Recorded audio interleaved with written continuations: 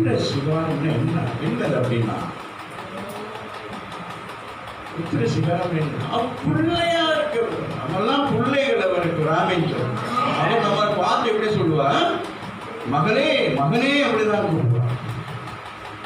அந்த காலங்களிலே ஒரு கூட இதிலிருந்து ஒரு சகோதரி ரட்சிக்கப்பட்டாங்க. அவங்க பயங்கரமான ஒரு சூழ்நிலையிலே ரட்சிக்கப்பட்டு அவர்கள் ஒரு இடத்துக்கு நடந்து போயிட்டு அதன் மூலம் அவர்களுக்கு ஒரு காலம் எடுக்கப்பட்டு, அதுக்கு பிறகு யாரோ ஒரு ஊழியக்காரன் மூலம் ஹாஸ்பிட்டலில் அட்மிட் பண்ணப்பட்டு, அதுக்கு பிறகு அவங்க இயேசுவை வைராக்கியமாக பிடித்து கொண்டாங்க.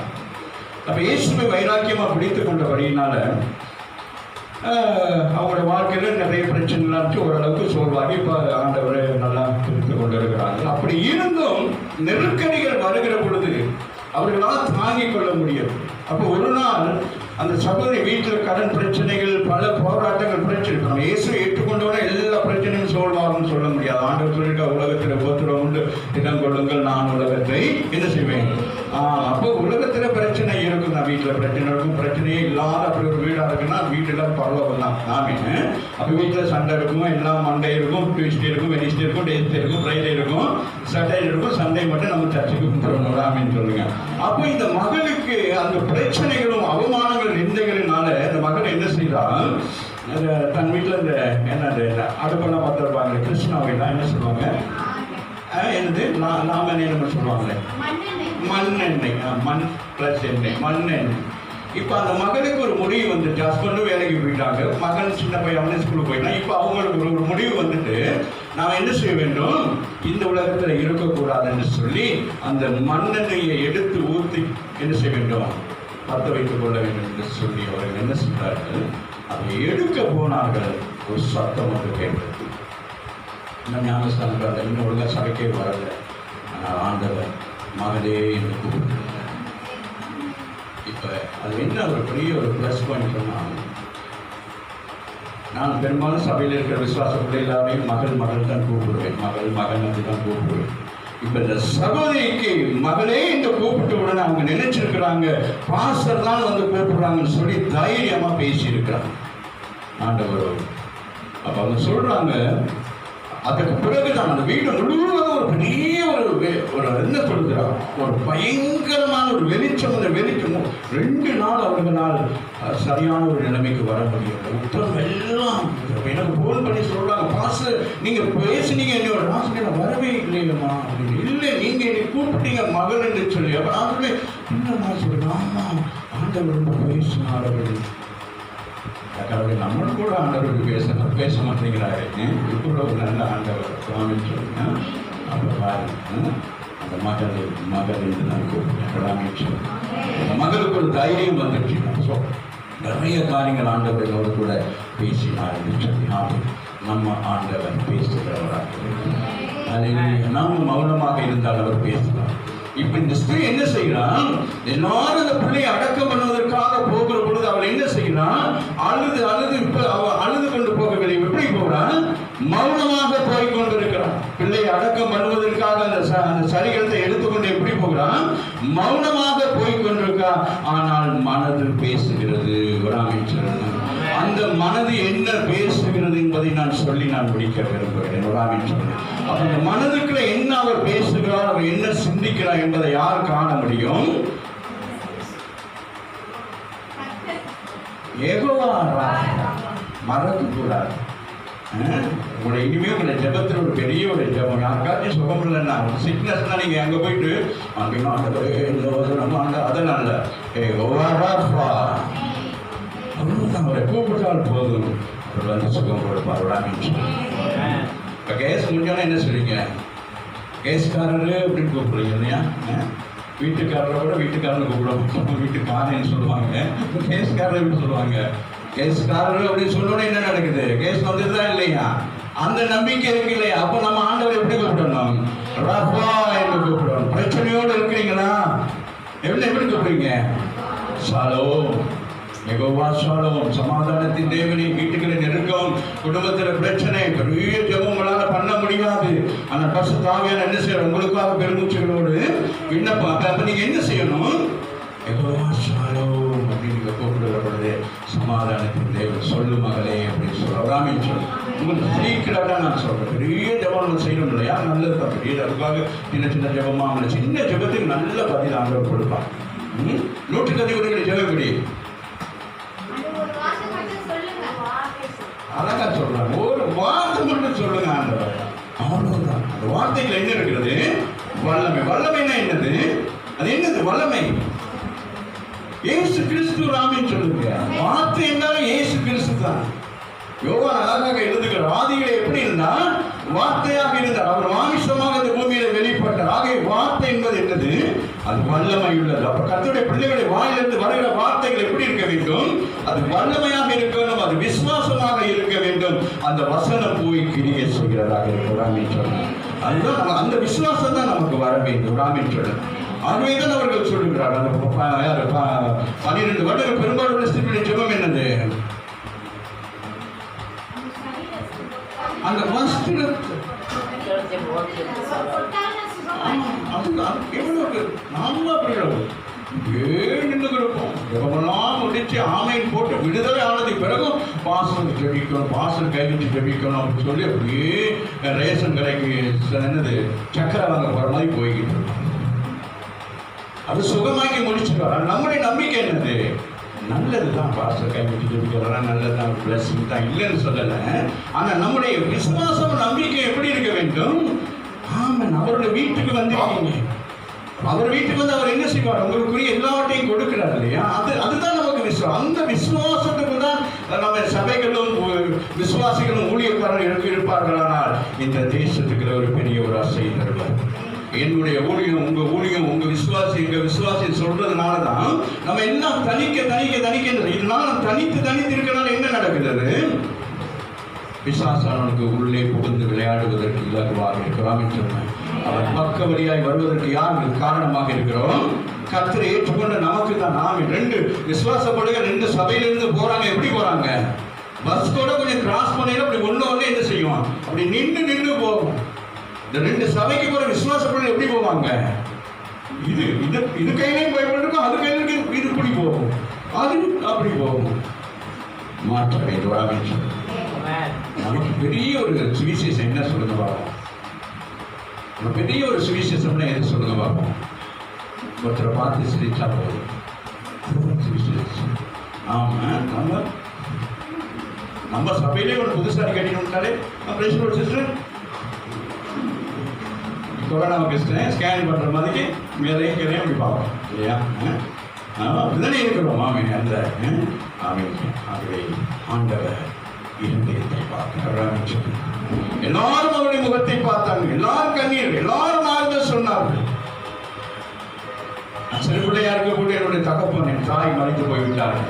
என் உறவுகள் எல்லாரும் சொன்னார்கள், எனக்கு 9 வயது என் தாய் மறிக்கிற பொழுது, 12 வயது என் தகப்பனார் மறிக்கிற பொழுது உறவுகள் எல்லாரும் சொன்னார்கள், நாங்கள் உங்களை பார்த்துக் கொள்வோம் என்று சொல்லி அழகா செஞ்சாங்க சிஸ்டர்.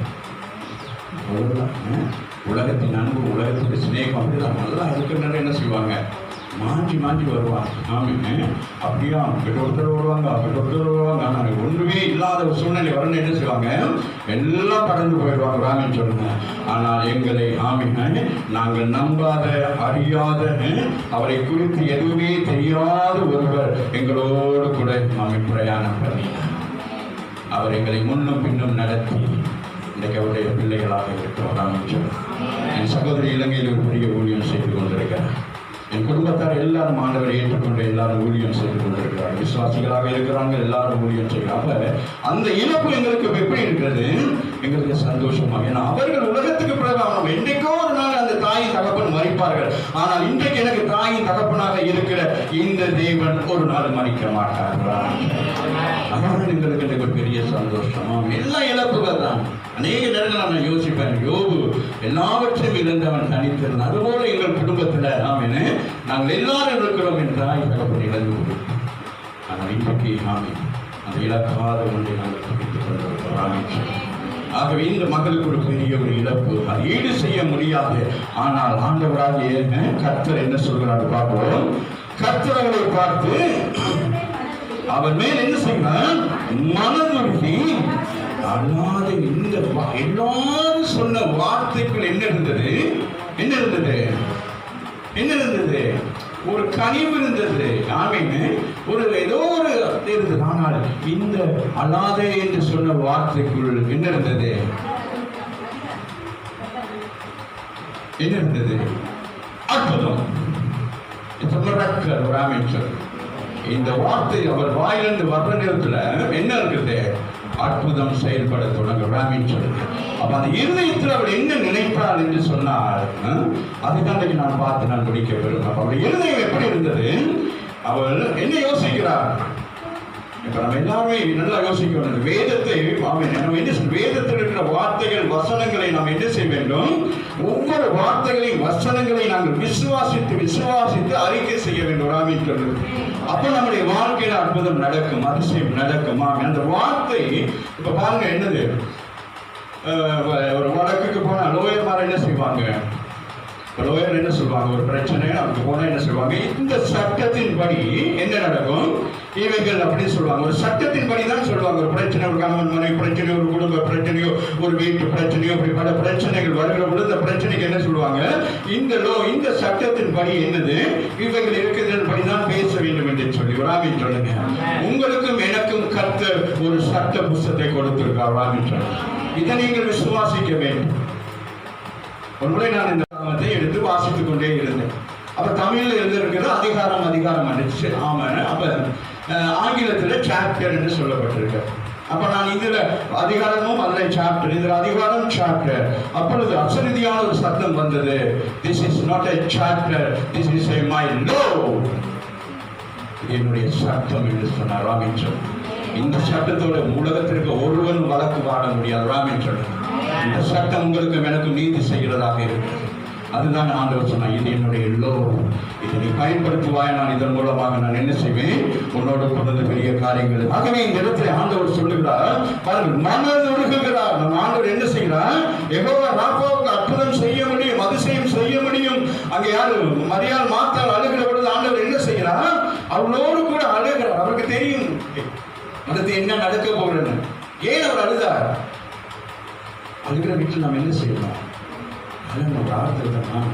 ஏன்னா நம்ம ஆண்டவருடைய ஊழியம் அப்படிதான் இருந்துச்சு. நம்மளை கூட ஊழியம் இல்லை. நம்ம என்ன செய்வோம்? ஒரு நாள் நமக்கு ஊழியத்தை கொடுத்துட்டா அடுத்த நாள் நம்ம விருப்பப்படி செய்வோம். அது அப்படின்னு தானே, பாட்டு தானே பாடணும், பிரசங்க தானே அப்படின்னா. ஆனால் ஆண்டவர் இந்த பூமியில இருக்கிற பொழுது அவர் செய்த ஊழியம்லாம் எப்படி இருந்தது? எந்த ஊழியத்தை கூட ஆண்டவராக இயேசு கிறிஸ்து பூமியில தன்னுடைய மன விருப்பத்தின்படி செய்யவில்லை. என்ன செய்தார்? பிதாவின் சித்தத்தை நிறைவேற்ற முடியாது. அந்த இடத்திலே வந்திருக்கிறார். இந்த காரியம் நடக்க போறேன்னு முன்பு சொல்லிடுவார். ஒரு விஷயம் நடக்கிறது, ஒருத்தன் மறைத்திருக்கிறான், அவனை எழுப்ப போகிறேன்னு சொல்லி சீசனிடத்தை சொல்லி இருந்தாலும் அந்த இடத்துல வந்து அவர் எப்படி இருக்கார்? தயங்கிக் கொண்டே இருக்கிறார். ராமின் சொல்லி அதற்கு பிறகு பிதான சித்தத்தை அங்க என்ன செய்யறார்? அப்ப இந்த இடத்துல என்ன, இந்த இடத்துல உள்ள அதிசயம் என்னன்னு கேட்டா, இயேசுதான் அந்த ஊருக்குள்ள வருகிறார். அவரே பிதாவாக வந்திருக்கிறார். ராமின் சொல்லுங்க. புரிகிறதா?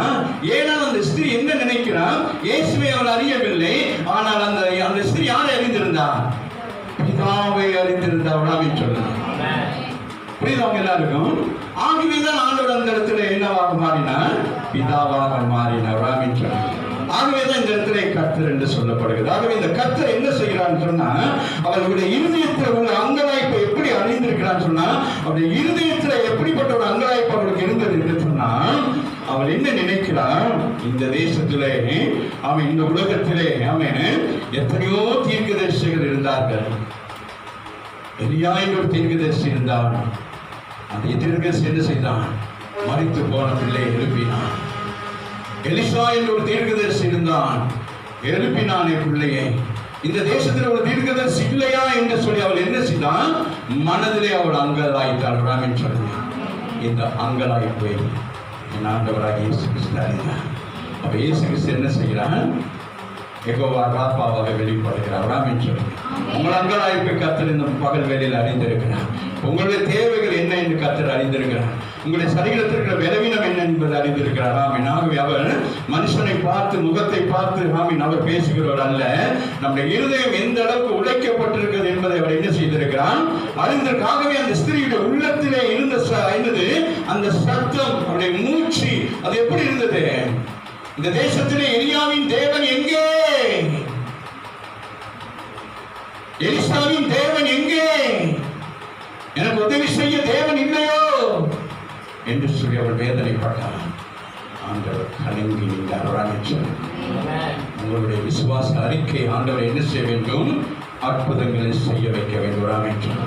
அதுதான் அவள் சொன்ன காரியத்தில் ஆண்டவர் என்ன செய்தார்? அந்த இடத்துல அவளால் நிற்கும். அவளை கூப்பிட்டு சொல்லவில்லை, இயேசுவே என் பிள்ளை மறித்து செல்ல. அவர் அப்பதான் அந்த ஊருக்குள்ளே வாரார். அவர் அற்புதம் செய்வாரா, அதிசயம் செய்வாரான்னு அவங்களுக்கு தெரியுமோ தெரியாது. ஆனால் அந்த இடத்துல அவருக்கு ஒரு நம்பிக்கை இருந்தது. இந்த உலகத்திலே நாங்கள் வாழ்ந்த காலத்திலே நாங்கள் அறிந்த விஷயம் என்ன? இப்படிப்பட்டவர்களெல்லாம் இருந்தார்களே, இப்பொழுது என் பிள்ளை மறித்து போகிறான், இவனை உயிரோடு எழுப்புவதற்கு ஒருவருமே இல்லை என்று சொல்லி அவர் அங்கலாய்த்து அவள் என்ன செய்தார்? ஆதங்கத்தினாலே அவர் என்ன செய்தார்? அவள் அப்படியே மௌனமாக வந்து கொண்டிருக்கார். மனம் வெறுத்து போயிட்டு, இந்த உலகத்தில் எனக்கு உதவி செய்ய ஒருவரும் இல்லை. எல்லாரும் உதவி செய்யலாம். பிள்ளை மறித்தது வரை யாரோ எவரோ ஒரு வேலை சாப்பாடு கொடுவாங்க. இங்க வேலை சாப்பாடு மூணாவது வேலைக்கு நம்ம சாப்பாடு கூட என்ன சொல்லுவாங்க? இந்த வந்துருச்சு நேரத்துக்கு வந்து ஒன்றுமே செய்யாது. ஏதோ இது என்னைக்கு தொலைய போவோம். ஆனால் வெளியில் சொத்துறோம் ப்ரைஸ் சொல்லுவோம், சொத்துறோம் ப்ரைஸ் சொல்லுவோம். உள்ளுக்கு வெளியில் சொத்துறோம், வெளியில் உள்ளுக்கு ஆத்துறோம். ஆகவே இந்த இடத்துல பார்க்கிறோம். அப்ப இயேசு என்ன செய்கிறான்? என்னவாக மாறுகிறான்? இந்த மாணவியில என்னவாக மாற வேண்டும்? இந்த பகல் வேலையில இன்னைக்கு இந்த சுகமணிக்கு ஆராதனைக்கு வந்திருக்கிறீர்கள். இப்பொழுது இயேசு எப்படி வெளிப்பட வேண்டும்? யெகோவா ராப்பாவாக வெளிப்பட வேண்டும். அவர் உங்களுடைய உள்ளத்தில் இருக்கிற கவலைகள், வேதனைகள் இவைகளை அறிந்திருக்கார். உங்களுடைய கருவியினங்கள், உங்களுடைய நோய்கள் எல்லாவற்றையும் அறிந்திருக்கிறாங்க சொல்லுங்க. ஆக இன்றைக்கு நாங்கள் யாரை ஆராதிக்க போகிறோம்? யெகோவா ராப்பாவை ஆராதிக்க போகிறோம். ஆக நீங்க யோசிக்கப்படும், என்ன புதிய ஒரு போதனையாக இருக்கிறது, தவறான அப்படி அல்ல. ஏதாவது என்னவாக இருந்தாலும் என்னது? அவர் தான். ஆமா, திருத்துவ தெய்வத்தினுடைய ஒரு பாகம் தான். அவர் என்ன காரியத்தை செய்யறாரோ அந்த காரியத்துக்குரிய நாமம் தான் இந்த பெயர். அதனால இதுல நீங்க யாரும் யோசிக்க கூடாது, என்ன புதுசாக சொல்லிட்டு போறாரு அப்படின்னு சொல்லிட்டு இப்போ என்ன யெகோவா வீக்னஸா இருக்குமோ, யெகோவா அப்படின்னு சொல்றாரு அப்படின்னு சொல்லிட்டு நினைக்க கூடாது. இயேசுவை உங்களுக்கு கர்த்தர் என்று நான் நிரூபிக்க விரும்புகிறேன். அவர் தான் யெகோவாவாக இருக்கிறார், அவர் தான் இயேசுவாக இருக்கிறார், அவர் தான் பரிசுத்த ஆவியானவராக இருக்கிறார். அவருடைய திருத்துவத்தை குறித்து இன்றைக்கு நீங்கள் நான் அறிந்து கொள்ள வேண்டும். அவர் பிதாவாகிய தேவனாக இந்த உலகத்தை உண்டாக்கினார். மனுஷனுடைய பாவங்களை போக்கும்படியாக அவர் 3.5 வருஷம் இந்த பூமியில, இன்னும் 33.5 வருஷம் பூமியில் அவர் என்ன மனுஷகுமாரனாக இருந்தார். அவர் போகிற பொழுது சொன்னார், நான் போவது நல்லது, நான் பரிசுத்த ஆவியானவரை. அப்பா நீங்க நினைக்க கூடாது 3 வச்சுட்டு கும்பிட்டு இருக்க கூடாது. இன்னைக்கு நிறைய பேர் இன்னைக்கு ஆண்டவரை ஏற்றுக்கொண்டு அவன் பிள்ளைகள் என்ன செய்றாங்க? இன்னும் பழைய பாரம்பரியத்தை செய்து கொண்டிருக்கிறாங்க. இங்கே ஒரு சிலுவை போடுறது, இல்லாட்டி இங்கே ஒரு சிலுவை போடுறது. ஆமாம், சிலுவை எதை குறிக்கிறது? சாபத்தை குறிக்கிறது. சிலுவை எப்பொழுது இயேசு சிலுவைக்குள் வந்தாரோ அப்பொழுதே சிலுவை மறைந்து போய்விட்டது. சிலுவைக்கு முன்பதாக இருக்கிற இயேசு அவர் உங்களுக்குள்ளே இருக்கிறார். ஆமீன். ஆமாம், அவர் எப்படி இருக்கிறார்? பரிசுத்த ஆவியானவராக இருக்கிறார். ஆமீன். ஆகவே இந்த இடத்துல இயேசு தன்னை யெகோவா ராப்பாவாக வெளிப்படுத்துகிறார். ஆமீன் சொல்லுது. ஆமீன். அந்த வசனத்தின் வாசிக்கமாக கர்த்தர் அவரை பார்த்து மனதுகிறார். ஆமீன் சொல்லுங்க. நம்முடைய ஆண்டவர் எப்படிப்பட்ட ஆண்டவர்? அந்த இருதயத்தின் காயத்தை கட்டுகிறவர். ஆமீன் சொல்லுங்க. இன்னைக்கு இருதயத்தின் காயத்தோடு வந்திருந்த அந்த பகல் வேலையை அந்த காயத்தை ஆற்றுகிற ஔஷதமாக என் ஆண்டவர் இருக்கிறார். ஆமீன் சொல்லுங்க. அவர்களுக்கு சுகம் கொடுக்கிறவராக இருக்கிறார். ஆமீன். என்ன பிரச்சனையோடு இந்த நாளிலே ஆமீன் இவ்வளவு பெரிய சூழ்நிலைகள் நீங்க இந்த இடத்துல வந்து இந்த வெயில் நேரத்தில் ஆமீன் அமர்ந்திருப்பீர்களா? இது நீங்கள் இந்த இடத்துக்கு வரவில்லை, உங்களை கர்த்தர் கொண்டு வந்திருக்கார். ஆமீன் சொல்லுங்க. ஆகவே அவர் உங்களை வெறுமையாக அனுப்ப மாட்டார். ஆமீன் சொல்லுங்க. இவைகள் ஒரு பெரிய ஒரு இன்சிடென்ட் அல்ல. இவைகள் என்னது? இதை கர்த்தர் முன்குறித்து அறிந்து வைத்திருக்கார். ஆமீன் சொல்லுங்க. அங்கே வாசிங்க. கர்த்தர் அவனை பார்த்து அழாதே என்று சொல்லி கிட்ட வந்து பாலை என்ன செய்தாராம்? தொட்டாராம். கரங்களை தட்டி தேவனை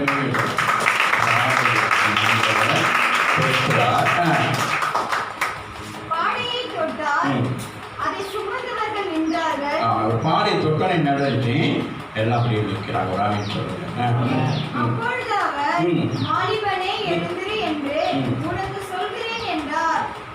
மரித்தவர்களோடு நம்ம ஆண்டவர் பேசுகிறோம். இந்த வார்த்தை ஆமீன். அந்த மரித்த சடலத்துக்குள்ளாக என் ஆண்டவராகிய இயேசுடைய வார்த்தை போகிற பொழுது அந்த சரீரத்தில் இருக்கிற ஆமீன் என்னது? எல்லா அவயங்களும் உயிர்ப்பிக்கிறதாக இருக்கிறது. அதுதான் கர்த்தருடைய வார்த்தை. ஆமீன். சித்தம் பற்றி பேச முடியுமா? அழுகலாம். யா வீட்டியே அப்படியே அப்படியே கேள்விங்க. நான் அப்படிதான் அழுமை அரக்கன் செத்து போயிட்டா அவருக்கு நான் ஆண்டவர் என்ன செய்யறேன், என்ன சொல்றது, உறுதியாக சொல்லுவேன். நம்ம தூங்குறவங்களே எழுப்ப முடியாது. இங்கே ஆண்டவர் என்ன செய்யறார், மருத்துவரை எழுப்பாங்க. நீங்க எழுப்போம் ராமேஸ்வரம். நமக்கு அந்த கிருபை ஆண்டவர் கொடுத்திருக்கிறார். 2013 ஒரு தாயா மறித்து போய்விட்டார். ஒரே கூக்குரல் சத்தம். இந்த சரீரத்தை போய் கை வைத்த பொழுது அவர் உயிரோடு எழுதி உயிரோடு இருக்கிறார். ராமேஸ்வரம் எல்லாருக்கும் அந்த வல்லமை இருக்கிறது. அந்த வல்லமை எப்படி நம்ம என்ன செய்ய வேணும், விசுவாசிக்க வேண்டும். ராமேஸ்வரம் நம்ம விசுவாசிக்க வந்து ஒன்றுமே செய்ய முடியாது. இந்த சபையில் ஒரு 18 வருஷங்கள் குழந்தை இல்லாதவங்க ஒன்னா ஜெபித்தேன். அவங்களுக்கு தொடர்ந்து ஜெபித்து கொண்டே இருந்தது. ஆண்டவர் அது எனக்கு ஒரு தோட், அவங்களுக்கு ஜெபிக்க வேணான்னு சொல்லி 18 வருஷம். ஆனால் சபையிலேயே நான் சொன்னேன், கை நீட்டி சொன்னேன், பிரதர் சிஸ்டர் உங்களுக்கு கை ஜெபிக்க மாட்டேன், ஆண்டவர் ஜெபிக்க வேணாம்னு சொல்லிட்டா என்னன்னு தெரியாது. போன வருஷம் ஒரு அழகான பெண் குழந்தை ஆண்டவர் கொடுத்திருக்கிறார். குழந்தை கருவுல உண்டாயிட்டு, ஜீவன் உண்டாயிட்டு கருக்குல. அதுக்கு பிறகு நம்ம மண்ணு கட்டிக்கிட்டு அழுதுகிட்டு குழந்தை தானே இங்கே 2 குழந்தை கொடுப்பாரு, 3 குழந்தை, அந்த தாய்க்கு ஒரு குழந்தை கொடுக்குறதே போயிருக்காங்க. அப்போ நம்ம செபிக்கிற நேரம் நிதானமாக இருக்க வேண்டும். ஆமீன். செபிக்கிற நேரம் எப்படி இருக்கணும், அதுதான் நான் சொல்றேன் உங்களுக்கு. ஆண்டவர் பேசுகிறார். இப்போ நான் ஜெபிக்கிறேன், ஆண்டவரே உங்களுக்கு இத்தனை வருஷம், ஏன்னா அவங்களுக்கு தான் பிரதிச்சையெல்லாம் பண்ணுவோம் பிள்ளைகளுக்கு. ஏன்னா அவங்க இல்லாத ஒரு அவங்களுக்கு ஒரு இமோஷனாக இருக்கும். அவங்களுக்கு எனக்கு ஒரு நம்பிக்கை இருக்குது, ஆண்டவர் செய்வார் அப்படிங்கிற ஒரு நம்பிக்கையில் அவங்க பிள்ளை பிரதிச்சையெல்லாம் அவங்களோட பிள்ளையை கொடுக்கலாம் செய்வாங்க. அவங்களுக்கு இன்னும் அந்த ஆசை நானே தூண்டி விட்டுட்டேன். கடைசியில் என்ன நடந்தது, நான் ஒரு குழந்தையை ஆண்டவர் கொடுத்துருக்காங்க. உயிர்ப்பிக்கிறவர் ஒரு ஆமீன் சொல்லுங்க. இந்த சரீரங்களிலே அவைகளுக்குள்ளே ஆமீன். டாக்டர்கள் சொல்லுவார்கள் அது செத்து போய்விட்டது உன் இருதயத்தம், ஆமீன், உன்னுடைய கிட்னி பழுதாகி விட்டது. ஆண்டவர் சகலவற்றை உண்டாக்குறது. Is a creator. அவர் இஸ் எ கிரியேட்டர் ஒரு ஆமீன் சொல்லுங்க. அவர் உருவாக்குறவராக இருக்கிறார். இன்றைக்கு என்ன பிரச்சனையோட உங்கள் குடும்பங்களில் உங்களோட வாழ்க்கையில் யாரை நினைக்கிறீங்களோ அவங்களுக்கு நீங்க நினைக்கிற நேரம் இந்த வார்த்தை உங்கள் நினைவாக அவர்களுக்குள் சென்று அவர்களுக்கு அற்புதம் நடக்கும். அதுதான் நினைக்கிறோம், நம்புகிறோம், விசுவாசிக்கிறோம். ஒரு சகோதரன் தன்னுடைய மகனுக்காக ஆண்டவரிடத்திலே வந்து வேண்டுதல் செய்கிறார். வேண்டுதல் செய்தோன்னு ஆண்டவர் சொல்லுகிறார், இப்போ உன் பிள்ளை சுகமாகிட்டு. அவனுடைய விசுவாசத்தை பார்த்து ஆச்சரியமா இருக்கு. அவன் போய் கேட்பான், பிள்ளை எப்போ சுகமானிச்சுன்னு கேட்பான். அப்ப அவங்க சொல்லுவாங்க, இந்த மணி நேரம் இயேசு என்னோடு பேசிக் கொண்டிருந்தார். ஆமீன் சொல்லுங்க. இந்த பகல் ஆமீன் 1:30 மணிக்கு கர்த்தர் 1:30 மணியா கர்த்தர் உங்களோடு கூட பேசிக்கொண்டு இந்த நேரத்தில் நீங்க யாருக்காக மனதுக்குள்ளே வேதனையோடு கூட ஜெபித்துக் கொண்டிருக்கலாம். ஒரு அற்புதம் நடக்கும் என்று நீங்கள் விசுவாசிப்பீர்களானா அதை கர்த்தர் நடத்துகிறார். ஆமீன் சொல்ல. ஆகவே இந்த இடத்துல அந்த ஸ்திரீ என்ன செய்தான், அவர் விசுவாசம் என்ன செய்கிறார், அங்கலாய்த்தார். வேதனை என்ன செய்தான், இந்த உலகத்திலே ஆமீன் மனிதர்கள் உயிரோடு ஆமீன் என்ன செய்ய எழுப்பக்கூடிய ஒரு தெய்வம் இந்த உலகத்தை படைத்தவர் எழுக்கிறார் என்பதை அவர் விசுவாசித்து, அவர் இந்த பொழுது இல்லையே, இன்னும் கொஞ்ச நேரத்தில் என் மகனை கொண்டு போய் தகனம் செய்ய போகிறோமே, இந்த கொஞ்ச நேரத்துக்கு அவர் வரமாட்டாரா, வந்தார், நின்றார், தொட்டார், சுகமாக்கினார்.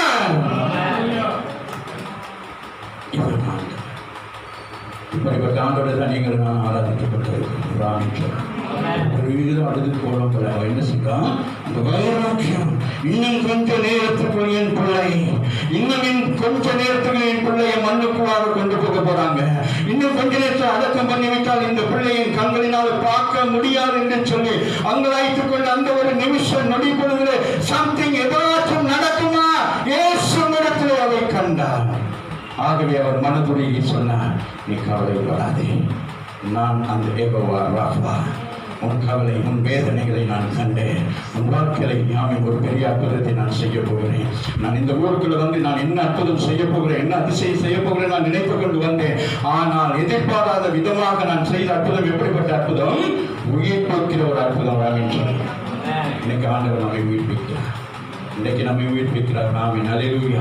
ஒருவேளை சரீரத்தில் பலவீனங்கள், ஆமென், ஒருவேளை ஏதோ ஒரு காரியத்திலே நாங்கள் இந்த உலகத்தில் சோர்ந்து பலவீனமாக இருக்கிறோம். இந்த நாட்களின் பொருளாதார சூழ்நிலைகள் இப்படியெல்லாம் இருக்கிற நாங்கள் மடக்கடிக்கப்பட்டு கடன் பிரச்சனைகளினால் எத்தனை பேர் மரணத்துக்கு நேராக போய் கொண்டிருக்கிறார்கள். வாழ்க்கையிலே இந்த கடனை கட்ட முடியல எத்தனை பேர் மறைத்து போயிருக்கார். சில வியாதிகள், ஒரு மகள் அப்படிதான் எங்க மகாபலிபுரத்தில் ஒரு சில வருஷங்களுக்கு முன்பதாக தலைவலி தாங்கவே முடியவில்லை. பல வருஷங்கள் அவளுக்கு அப்படி இருந்துச்சு. அதுக்கு பிறகு என்னோட தொலைபேசி மூலமாக தொடர்பு கொண்டு ஜெபித்துக் கொண்டிருக்கிற நாட்களிலே ஒரு நாள் அந்த மகள் கடைசியாக பிரதர் பாஸ்டர் இடத்துல ஜெபித்து விட்டு நாம் என்னது மறித்து விடுவோம் என்று சொல்லி அவள் வேதனையோடு கூட போனை எடுத்து பேசினார்.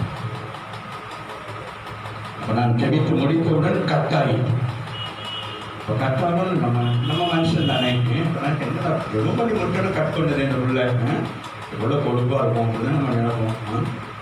நான் சொன்ன சர்வசாதாரணமாக தான் பேசுவேன், யோசிக்காது என்ன நான் பேசுகிறாரு அப்படின்னு சொல்லி உண்மையாக தான் பேசுவேன். திடீர்னு கொஞ்சம் நிமிஷம் வேற ஒரு நம்பரில் வருது. ஐயா கோச்சுக்குள்ளாருங்க ஐயா, என்னம்மா ஒன்றும் பிரச்சனை என்ன இல்லையா, எங்கள் ஃபோனு காசு கட்டாமல் 3 மாதமாக அந்த ஃபோன் டெத்தாக இருக்குது.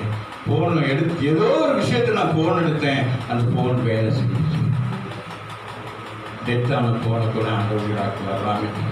அதனால் அவன் இப்போ தான் நம்ம செல்ஃபோன் இருக்கேன், முன்னா ஃபோன் தான் அவன் ஃபோனுக்கு. அதனால் நீங்கள் அது மாதிரி செல்ஃபோனுக்கெல்லாம் நீங்கள் என்ன செஞ்சிடக்கூடாது. ஆண்டவர் என்ன செய்வார், என்ன சொல்லுங்கள், ரீசார்ஜ் பண்ணால் நினைக்கக்கூடாது. உங்கள் பணத்தை தான் ரீசார்ஜ் பண்ணேன். இன்றைக்கி அப்படியெல்லாம் நிறைய பேர் செஞ்சுட்டு இருக்கிறாங்க. ஃபோனில் ரீசார்ஜ் பண்ணுறாங்க, காசு எடுக்கிறாங்க, எல்லாம் செய்கிறாங்க. அதனால் நீங்கள் ரொம்ப எச்சரிக்கையாக இருக்க கத்துடைய பிள்ளைகள் எல்லாமே உலகத்தில் இருக்கிறவங்க ஏமாற்றங்களை என்னமோ தெரியவில்லை. இந்த கடைசி காலத்தில் இந்த சத்திய வேதத்தை வைத்துக்கொண்டு இன்றைக்கு ஒரு கூட்ட ஜனங்களை ஆமீன் என்ன செய்து கொண்டிருக்கிறாங்க, ஏமாற்றி கொண்டிருக்கிறாங்க. பக்க வழியாக வந்து ஆமீன் அநேக காரியங்களை செய்கிறதால் கத்துடைய பிள்ளைகள் என்ன விழித்து விழித்துக் கொண்டிருக்கணும். வேத வசனத்தில் நீங்கள் நினைத்திருக்க வேண்டும். அதைதான் ஆண்டவர் அங்கே அவர்களுக்கு சொல்லுகிறார். யாருக்கு? இஸ்ரவேல் ஜனங்களுக்கு எகிப்திலிருந்து புறப்பட்டு வருகிற பொழுது அவர்கள் நிறுத்தி ஆண்டவர் சொல்லுகிறார், இவைகள் எல்லாம் நீங்கள் கைப்பு என்ன செய்யணும், கை கொண்டால் என்ன செய்ய மாட்டேன், எகிப்திற்கு வந்த வியாதிகளை உங்களுக்கு நான் வர அனுமதிக்க மாட்டேன் என்று சொல்லி வாசிப்போம். அந்த காரியங்களை வாசித்து நான் முடிப்போம். வாலிபனே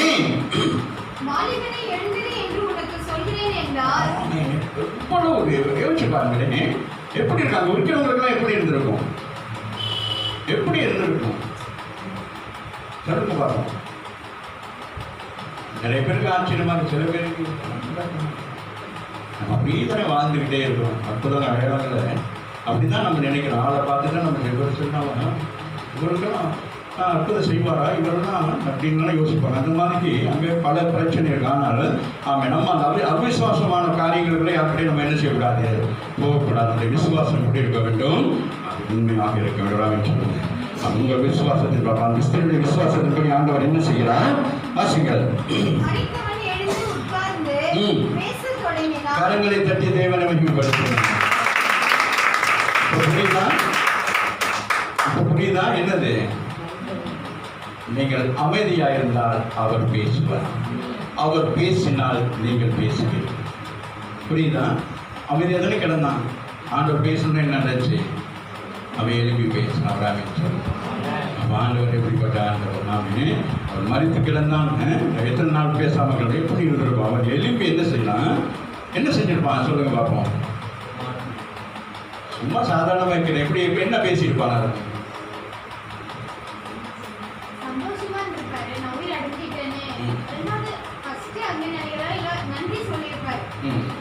இந்த சும்மா நான் ஓவராலாக கேட்குறேன். நம்ம மனுஷர்கள் பூமியில் இருக்கிறோம், பலோகராஜத்தில் இருக்கிறோம், இங்கே இருக்கிறோம், இப்படியே பேசுகிறோம். Very good. உங்களுக்கு அந்த அனுபவம் இருந்துச்சு போல இருக்கு. அவன் எங்கே திடீர்னு விழுந்து மயக்க முடியும், நான் எங்கே இருக்கிறேன் அப்படின்னு சொல்லி கேட்போமே. அந்த மாதிரி தான் ஒரு ஜீசஸ் கோஸ்ல ஒரு மகன் அப்படி தான் ஒரு பெரிய ஆள் பார்க்கவே பயங்கரமாக இருந்துச்சு. கொண்டு வந்து போட்டாங்க, பயங்கர திமிர்வாதக்காரன் சொல்லி வீட்டில் இருக்கிறவங்க எல்லாம் கொண்டு வந்து என்னை போட்டேன். நான் தினம் மேலே பிரேயர் டவரில் ஜெபிச்சுக்கிட்டு என்னென்ன கேட்டாங்க, ஒருத்தருக்கே ஜெபிக்கணும் பிரதர் கீழே வாரீங்களா அப்படின்னாங்க. சரி வா அப்படின்னு சொல்லி வந்துட்டு தெரியுது நம்மளுக்கு டீச்சர் கோர்ஸ் எல்லாம் தனித்தனியாக இருக்குது. நான் உள்ளுக்கு போயிட்டு எல்லாம் ப்ரிப்பேர் பண்ணிக்கிட்டு ஒருத்தரை கொண்டுட்டு வராங்க. அவன் பயங்கர ஒரு 10 பேர் சேர்ந்து கூட்டிகிட்டு வராங்க. அவருக்கு என்ன உள்ள கோழியாக்கு மாதிரி இருக்கு. நான் ஆண்டவரே இதெல்லாம் சுற்றி வேற எல்லாம் கிளாஸில் பார்த்துக்கிட்டு இருக்காங்க. ஒரு வேடிக்கை, எனக்கு என்ன செய்யறதே தெரியவில்லை. சரி இன்னைக்கு நம்ம என்ன செய்யணும்? அப்போ எனக்கு தெரியும். அப்போ பல வருஷங்களுக்கு முன்பதாக ஜீசஸ் கோர்ஸ் அந்த பவர் மினிஸ்ட்ரின்னு சொல்லி வச்சுருப்பாங்க. அதில் நான் கடைசியாக அந்த மீட்டிங் போயிருக்கேன். பிரதர் போர் தினகரன் அவர்கள் சொன்னாங்க, பிசாசை விரட்டுறதுக்கு நீங்கள் மண்ணு கட்டக்கூடாது, புரியுதா? பேரை கேட்டு விசாரிச்சுக்கிட்டு தலையாட்டிக்கிட்டு கீழே தள்ளி மிதிச்சுக்கிட்டுலாம் இருக்கக்கூடாது. இயேசுவின்னு சொன்னால் ஓடி போயிடும். இது அந்த நேரம் ஆண்டவர் எனக்கு நினைவுறுத்தினார். தைரியம் வந்து சொல்கிறாங்கன்னு சொன்னேன். இப்போ கோலியாத்தா தாவிதா இயேசுவே அப்படின்னு சொல்கிறார். அப்படி சொல்லிட்டான். 2-3 சொல்லிட்டான். அவன் அப்படியே நெருங்குல விழுந்தா எப்படி இருக்கும் அந்த மாதிரி அவன் அப்படியே கீழே விழுந்து அப்படியே சுருண்டு போய் ஒரு இடத்துல சின்ன குழந்தை மாதிரி போய் உட்காந்து அவன் அம்மா அப்பா பார்த்து கேட்கிறான், எங்க இருக்கிறேன் அப்படின்னு சொல்லி. முழு குடும்பம் கண்ணீர் விட்டு அழுகிறான். வீட்டில் இவன் செய்யாத இவரு காரியம் இல்லை. அவ்வளோ காரியம் நினைச்சா அதை உடம்பும் இந்த உடம்பும் ஆள் பார்க்கவே பயமா இருக்கு. மட்டும்தான் என்னையும் இதில் கை காலம் கழட்டி போடுவோம். அப்படிப்பட்டவன் இந்த இயேசு அது பெரிய ஒரு ஜெபம். இயேசு அப்படின்னு சொன்னதான் அவங்களுக்கு என்ன ஆவி எத்தனை விசாரிச்ச எல்லாம் என்ன ஆகிட்டு சுட்டரிக்கப்பட்டது. நம்ம இங்கே பயரெல்லாம் போட தேவையில்லை. நம்ம தெரிஞ்சு போடுவாங்களே பயர் பருப்பு தான் ஒன்றும் தேவையில்லை. ஜீசஸ் அப்படின்னு சொன்னால் போதும். ஆமீன். அவர் என்ன செய்வான்? அந்த இடத்துல வந்து ஆமீன் சொல்லு. போல பல காரியங்களை சொல்லலாம். ஆமீன். அவர் உயிர்ப்பிக்கிறவராக இருக்கிறார். இப்போ இந்த கால வேலையிலே ஆண்டவர் என்ன செய்கிறார்? நம்மை உயிர்ப்பிக்கிறவராக இருக்கிறார். வாசிப்போம் வாசனத்தை அங்கு வாசிக்கிறேன். எப்படி இருந்திருக்கும் அந்த அம்மாவுக்கு? இவ்வளோ சந்தோஷமா இருந்திருக்கும். சர்ச்சில் போய் சொல்லியிருப்பாங்களா? அடுத்த ஞாயிற்றுக்கிழமை கருத்துக்கு சொல்கிறோம், நான் ஜெபிச்சேன் அப்படியா சொல்லியிருப்பாங்க. நான் மௌனமாக இருக்கேன், நான் உடைக்கப்பட்டவனாக இருந்தேன். என்னுடைய மௌனமும் என்னுடைய உடைக்கப்பட்ட இருதயத்தையும் ஒருவரும் அறியவில்லை. இந்த உலகத்தை படைத்த ஆண்டவர் அறிந்திருக்கிறார். ஹல்லேலூயா. ஆண்டவர் பாருங்க. இப்போ அந்த அம்மாவுக்கு அவ்வளோ பெரியவர் என்னது அந்த சந்தோஷத்தை இன்றைக்கு நீங்கள் எல்லாம் பார்க்க போறீங்க. எல்லாருடைய வாழ்க்கையில் அப்படிப்பட்ட ஒரு சந்தோஷம் உண்டாக போகுது. எந்த ஆமீன் ஆரம்பம் எப்படி அப்பமாக இந்த இடத்துல நீங்கள் வந்து உட்கார்ந்து இருந்திருக்கலாம். என்ன நடக்க போகுது? ஆமீன். ஆனால் இன்றைக்கு ஆண்டவர் உங்களை வெறுமையாக அல்ல, இந்த இடத்தை விட்டு நீங்கள் போகிற பொழுது ஏதோ ஒரு வகையிலே ஒரு சந்தோஷத்தை சுமந்து கொண்டு போக போறீங்க. ஒரு ஆமீன் சொல்லணும்.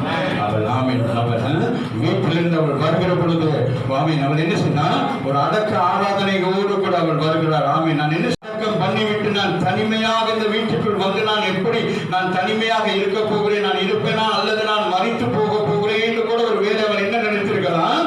அவர் முடிவு எடுத்திருக்கிறார். ஆமீன் சொல்லுங்க. முடிவை கட்ட மாட்டினார்.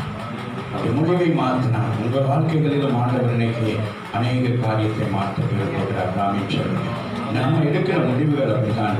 அநேக கர்த்தருடைய பிள்ளைகளை அநேக நேரங்களில் அநேக நேரம் பயங்கரமாக நான் நேசிப்பேன். சொல்லுவாங்க, சின்ன சின்ன விஷயத்துக்கெல்லாம் சொல்லுவாங்க, கெட்டு போகணும் போல தோணுது. நான் கேட்குறேன், இந்த உயிர் என்ன ஓண்டு உயிரா அப்படின்னு. கிட்டத்தட்ட ஒரு இடத்துல போகிறேன், நான் சர்ச்சுக்கே போக மாட்டேன் அப்படின்னு சொல்லி சகோதரி. நீ சர்ச்சுக்கே போக மாட்டேன்னு சொல்றதில்ல, இந்த வார்த்தை உனக்குள்ள இருந்து சுவாசிக்கிறியே, இது ஆண்டவர் கொடுத்தது. அவர் இதை எடுத்து போட்டாங்க, நீ சர்ச்சுக்குள்ள நீ ஒரே கல்லறைக்கு தான் போகணும். எனக்கு கோபம், ஆண்டவருக்கு எனக்கும் கோபம். உன் கோபத்தை கொண்டு போயிட்டு எங்கே பின்னுக்கு வச்சுக்க வராமிட்டு முடிச்சுட்டேன்.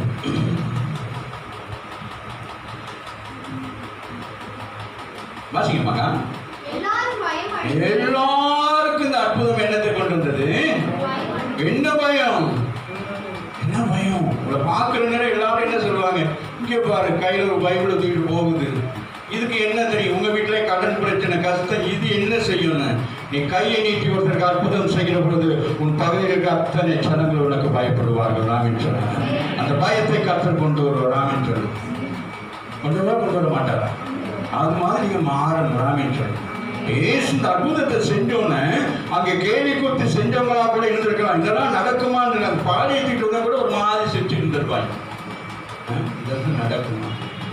மயிலாடுதுறையில் 3 நாள் கூட்டங்கள், கன்வென்ஷன் கூட்டம் நடக்கிறது. 2வது நாள் கூட்டம் நடக்கிறப்போ காலையிலே ஆண்டவருடைய வார்த்தை எனக்கு வருகிறது.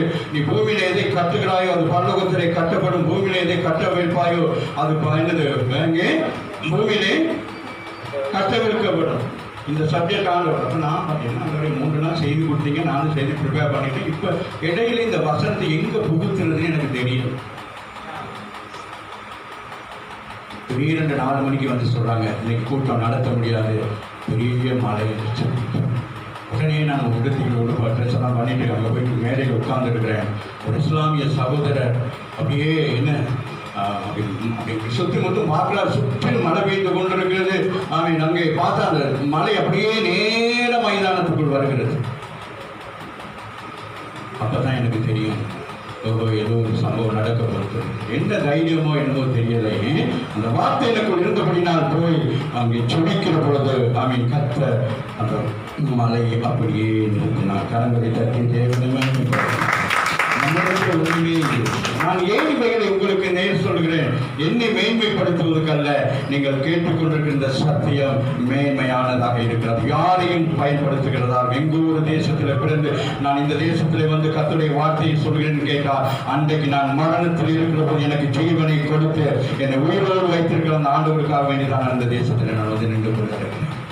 அற்புதம் செய்கிறார், அதிசயம் செய்கிறார். உங்களுக்கும் எனக்கும் அற்புதம் சொல்ல நீங்களும் ஆமீன் அந்த விசுவாசத்தோடு ஒரு காரியத்தை செய்ய நீங்கள் முற்படுவீர்களானால் ஆமீன் அதை கர்த்தர் செய்கிறவராக இந்த ஊழியம் ஆமீன் இந்த ஆமீன் அருமையான பிரதர் லாசரஸ் அவர்களுடைய ஊழியங்களிலே பார்த்தா அற்புதங்கள் அடையாளங்கள் நடப்பதற்கு காரணம் என்ன? அவருடைய வைராக்கியமும் அவருடைய அழைப்பும் அவருடைய தரிசனத்திலும் அவர் அப்படியே நிற்கிறார். ஆமீன் சொல்லுங்க. அதுபோலதான் உங்களுக்கு ஒரு வைராக்கியம், உங்களுக்கு ஒரு தரிசனம். ஆகவே இது ஒரு அபிஷியலா இது நீங்க யாரும் செய்யக்கூடாது. இங்க ஊழியம் செய்கிறோம் எல்லாரும் அவருடைய அந்த தரிசனத்துக்குள்ளாக இருக்க வேண்டும். நான் ஜீசஸ் கோல்ஸ் இருக்கிறபோது என் தரிசனம் இல்லை, அந்த பிரதர் தினகரனுடைய தரிசனத்துக்குள்ளாக நான் அங்கே வேலை செய்து கொண்டிருந்தேன். அங்கே அற்புதங்கள் அடையாளங்கள் காரணம் அவருடைய தரிசனத்தின்படி அங்கே அந்த அற்புதங்கள் நடக்க வேண்டும். இங்கே ஒரு அற்புதம் நடக்க வேண்டும்னா என்ன தரிசனம் நடக்க வேண்டும்? மோகன் அவருடைய தரிசனம் இங்கே நிறைவேற வேண்டும். அவருக்கு ஊழியத்தை செய்ய நம்ம எல்லாரும் என்ன செய்ய வேண்டும்? அவரை பார்த்து நாம் ஊழியம் செய்ய வேண்டும். நான் பிரதர் ராஜேந்திரன் என்று இலங்கையில் பெயர் பெற்ற ஒரு ஊழியக்காரன் ஊழியத்தில் இருந்தபடியால் அந்த தரிசனத்தின்படி அந்த ஊழியம் என்ன செய்யப்படுகிறது? அதை கர்த்தர் நினைவு கூறுகிறார். நீங்கள் எந்த ஊழியத்திலே சார்ந்திருக்கிறீர்களோ, எந்த ஊழியத்துக்கு கீழே நீங்கள் நின்று வேலை செய்து கொண்டிருக்கிறீர்களோ, உங்களுக்கு அந்த தரிசனத்தின் அபிஷேகத்தை கர்த்தர் கொடுத்திருக்கிறார். ஆமீன் சொல்லுங்க. யாரும் அதை மறக்கக்கூடாது. ஆமீன். அதை விட்டு போகக்கூடாது. வேறு ஊழியம் என்பது கடினமாக தான் இருக்கும். ஊழியம் என்பது பயங்கர கடினம், கஷ்டமாக தான் இருக்கும். ஆனால் அதை செய்வதற்கு நாம் ஒரு நாள் தயங்கக்கூடாது. காரணம், அவ்வளவு பெரிய ஊழியத்தை அவர் சுமந்து கொண்டு எல்லாரும் பயமடைந்து பயமடைந்து மகா தீர்க்கதரிசி எலியாவின் தேவன் ஆமென் எங்க இருக்கிறார்? அந்த இடத்துல இருக்கிறார். ஆமென். அந்த தேசத்துக்குள்ள நாய் ஊருக்குள்ள யார் வந்து நிற்கிறது? இந்த உலகத்தை உண்டாக்குன அவன் எலியாவின் விட என்னது பெரியவர். ஆமென் சொல்லுங்க. எலிசாவுடைய பெரியவர். ஒரு ஆமென் சொல்லுங்க. எலியாவை உண்டாக்குனவர், எலியாவுக்கு அற்புதங்களை செய்யப்படி அனுமதித்தவர், எலிசாவுக்கு ஆமென் அற்புதங்களை செய்ய சொன்ன அந்த யெகோவா ராஃபா என்ன செய்கிறான்? சாதாரண ஒரு மனிதனை போல தெருவில் நின்று அந்த மகளுடைய கண்ணீரையும் வேதனையும் கண்டு அற்புதம் செய்கிறார். ஒரு ஆமென் சொல்லுங்க. அவர் மனித குமாரனாக வந்து ஆமென் அவர் மனுஷனுக்கு மனுஷனாக 100% மனுஷனாக 100% தேவனாகவும் இருந்து அவர் அற்புதம் செய்தபடினால் ஜனங்களுக்கு ஒரு பெரிய ஒரு பயம் உண்டாகி அவர்கள் எல்லாரும் வாயிலிருந்து வந்த வார்த்தை என்ன வார்த்தை? தீர்க்கதரிசி என்று சொல்லவில்லை, மகா தீர்க்கதரிசி. நம்முடைய ஆண்டவர் மகா தீர்க்கதரிசி. கப்பல் வேலையில் மகா தீர்க்கதரிசிகளோடு கூட பேசிக் கொண்டிருக்கிறார். ஆமென். வாசிங்க அடுத்து. எல்லாரும் பயமடைந்து மகா தீர்க்கதரிசியானவர் நமக்குள்ளே தோன்றி இருக்கிறார். ஆமென் சொல்லுங்க. உங்களுக்குள்ளே தோன்றி இருக்கிறார். உங்களுக்குள்ளே இந்த பகல் வேலையில நீங்க என்ன செய்யணும்? ஆண்டவரே அந்த மகா தீர்க்கதரிசியை போல என்னை மாற்றுங்க சொல்றாங்க. ஆண்டவர் என்ன சொன்னாரு? ஏமாதி ஊழியம் செய்ய வேண்டாம் சொன்னார். என்ன சொன்னாரு? என்னை விட பெருசா செய்யுன்னு சொன்னார். ஒரு ஆமீன் சொல்லணும். நான் சொல்ல மாட்டேன். என்னுடைய அசிஸ்டன்ட் ஊழியனுக்கு என்ன சொல்ல மாட்டேன்? என்னோட பெருசா செய்யாத, நீ கொஞ்சம் அப்படிதான். ஆண்டவர் என்ன சொன்னாரு? என்னை விட எவ்வளவு நம்பிக்கை ஆண்டவருக்கு. இந்த ரட்சிப்பு என்பது ஆத்மாக்களை ஆதாயப்படுத்துவது என்பது ஒரு சாதாரண விஷயமா? ஆமேன் ஆமேன். அதனால ஆண்டவர் சொன்னாரு, என்னை விட பெரிய காரியங்களை செய்ய. ஆமேன். 33 வயசுல நான் இந்த ஊரை விட்டு போறேன், உலகத்தை விட்டு போறேன். உங்களுக்கு எத்தனையோ வருஷங்கள் இருக்கு. ஆனால் ஒரு நாளைக்கு ஒரு ஆத்மா ஆதாயப்படுத்தினாலும் உங்க வயசுக்கு எனக்கு சபையே நிரம்பி போயிருக்கோம். எங்க நம்ம வர்ற ஆத்மாக்களே தட்டி விட்டுருக்கோம். சபைக்குள்ள ஏதாவது சொல்லி வராதிங்க போகாதீங்கன்னு சொல்லி. ஆனால் இங்கே ஆமேன் நமக்குள்ளே தோன்றி இருக்கிறார் என்று தேவன் தமது ஜனங்களை சந்திப்பார் என்றும் சொல்லி தேவனை மகிமைப்படுத்தினார்கள். கரங்களை தட்டி தேவனை ஜனங்களை சந்திக்க யார் வந்தது? யார் வந்தது? தேவனே வந்தார். வராமல் சொல்லுங்க. புரியுதா? வசனம் புரியுதா? அந்த வார்த்தைகள் புரியுதா? அந்த ஊருக்குள்ள புறப்பட்டு வந்தது யாரு? இயேசு. இந்த மரண வீட்டுக்கு வாசலில் நின்றது யாரு? யெகோவா ராஃபா. வராமல் சொல்லுங்க. ஜனங்கள் என்ன சாட்சி சொல்லுகிறார்கள்? அந்த சராசரங்களை உண்டாக்குன ஆண்டவர் பூமிக்கு வந்திருக்கிறார். உன் கண்ணீரை துடைக்க, உங்கள் வேதனைகளை மாற்ற, உங்களுடைய இருதயத்தின் காயங்களை கட்டுவதற்கு தேவனாகவே வெளிப்பட்டார். எழுப்பி நிச்சயம் பண்ணுவோமா? எழுப்பி நிச்சயம் பண்ணுவோமா? கர்த்தர் நல்லவராக இருக்கிறார். எத்தனை பேர் விசுவாசிக்கிறீங்க?